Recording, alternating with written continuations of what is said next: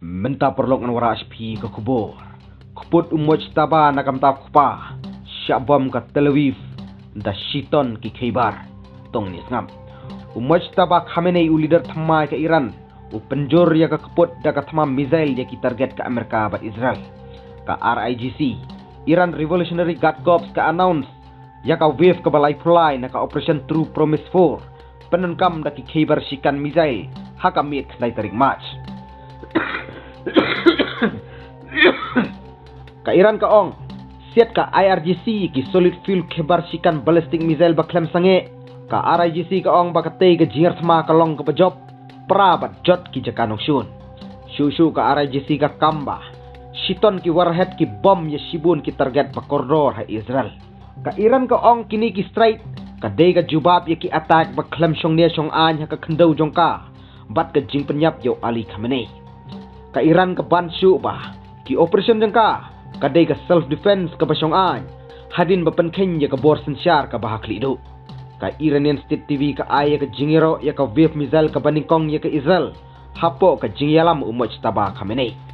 Penhe ka kanhun Hezbollah ki attack tong ni skam ka kanhun leno Hezbollah ba support ka Iran ka siat ya ki long range missile ha central Israel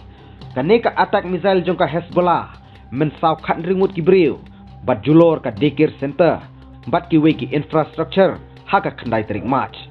we missile bom ya kanong ba ramile ka Israel julor ka daycare bat men saw khat sangut ki briu kan thup ki khna bat ki nong trei ki pulit ki ong arngut ki briu ki ba men saw bat julor ka infrastructure ha ka strike hanong ba mate Yehuda kam ka Hezbollah ba ka yo target ya ka IDF Home Front Command Headquarter hare hawam base jong kanong ba ramle ka kanhun ka kamru ba ka bom ya ka satellite communication station hajan bit chimesh haga statement ka Hezbollah ka ong ki strike jongka kadai ka kaput ya ka jing penyap yo Ali Khamenei nado ka singin kong ka kanhun ka lapan klan siat roket bat pha iki drone sa Israel nang pressure shu ka Iran halor ka supply umpniang tong ini skam peneru ka Iran ya ki strike haki Rigolf bat ya ki jihad ba yait lengba ka Kimdurio Hormuz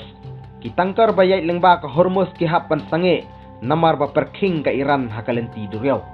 ki udor ko umpniang kumba shispa arpau US dollar sitop kumba 100% ka tamban ya ka level haka basdang ya ka thama pulu ko ka jaka bu umpniang hanong ba fuijira jong ka United Arab Emirates haka shipau tarik March hadin ka missile attack jong ka Iran report ba habiren tang ka jaka san umpniang ka basya bom hapdeng ka attack missile